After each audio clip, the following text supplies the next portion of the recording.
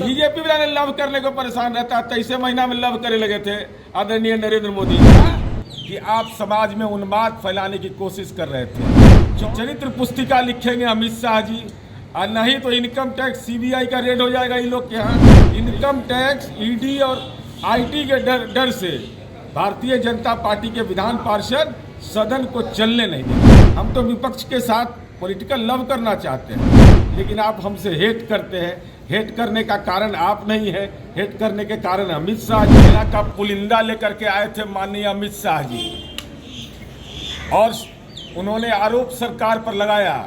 मेरा सीधा आरोप है अमित शाह जी आप पर कि पूरे भाषण के दौरान आपने कभी भी बिहार में अमन चैन की वकालत नहीं किया।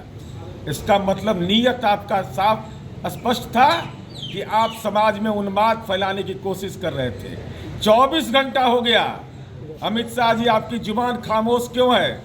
सासाराम में किन लोगों पर बम चला, कौन लोग मारे गए जो आपने कहा, उसका नाम की दीजिए। और भारतीय जनता पार्टी के जो विधान पार्षद हैं उनकी परेशानी का सबब दूसरा है। परेशानी यह है कि चरित्र पुस्तिका लिखेंगे अमित शाह जी, और नहीं तो इनकम टैक्स सीबीआई का रेड हो जाएगा इन लोग के यहाँ।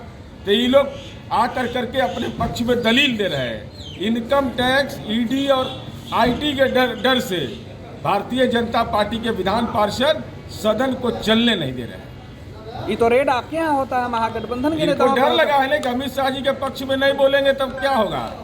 अमित शाह जी के पक्ष में नहीं बोलेंगे, हम तो कह रहे हैं कि हमने कल जवाब दिया कि मानहानि का मुकदमा करो। अब बताइए, कहा कि रजौली के मारड़ गांव में डीप इरिगेशन का हो रहा है, उसका जरा चौहद्दी बताइए तो अमित शाह जी, कहाँ पर डीप इरिगेशन का प्लांट लगा है। और एक बता दिया कि नवादा घाट से कमरा तक सड़क निर्माण, मेरा क्षेत्र है कमरा तक, तो आज तक पूरे जिला के भूगोल में कोई गांव का नाम ही नहीं, इलाके का नाम है। ये कहाँ से कौन योजना को लेकर चले आते हैं, क्या बोल देते हैं। इसलिए हमको लगता है कि डरना नहीं चाहिए। बिहार है, माननीय नीतीश कुमार जी का राज है। इनकम टैक्स सीबीआई ईडी से क्यों डर रहे हैं भाजपा विधान पार्षद कि नहीं बोलेंगे तो हमारे यहाँ भी रेड हो जाएगा। इस सब से नहीं डरना चाहिए और यह सवाल बताना चाहिए।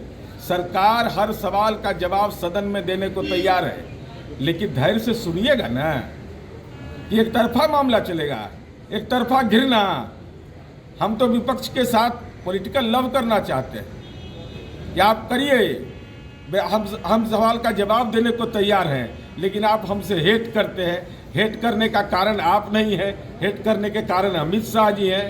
भय है कि आपको डर लग रहा है कि हम अगर इनसे राजनीति में मोहब्बत करने का प्रयास करेंगे तो हमारे घर पर भी इनकम टैक्स ईडी और सीबीआई आ जाएगा। नालंदा में घटना घटी, इतनी बड़ी चूक मानते हैं? बिल्कुल नहीं, ये चुनौतीपूर्ण है और सरकार तमाम तथ्यों की जांच कर रही है। और महत्वपूर्ण विषय यह है कि अब स्थिति बिल्कुल नियंत्रण में है। कौन है साजिश करता, इसका भी साक्ष्य के साथ खुलासा भी करेंगे। गृह मंत्री कह रहे हैं कि अब आदरणीय प्रधानमंत्री जी के कैबिनेट के सदस्य हैं, माननीय अमित शाह जी हैं। अब किसको उल्टा लटकाइएगा। अरे ये जो भाषा, जिस भाषा का आप इस्तेमाल कर रहे हैं, ये तो उदंडता की भाषा है। तो उदंडता की भाषा, बिहार ये दिनकर की धरती है, नागार्जुन की धरती है।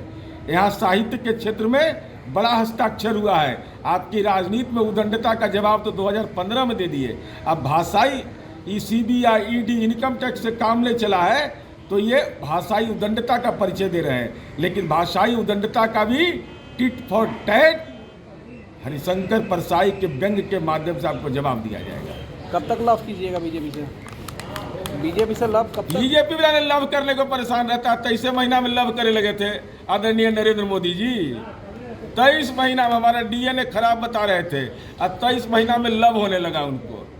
तब पॉलिटिकल लव का मतलब होता है पक्ष विपक्ष लोकतंत्र पर भरोसा करे। इन लोगों को लोकतंत्र पर भरोसा ही नहीं है। ये तो उल्टा टांग देंगे, तो रजौली में ताप घर बना देंगे। और भाई अपना घर में बनाए हैं, कहाँ बना दिए ताप घर?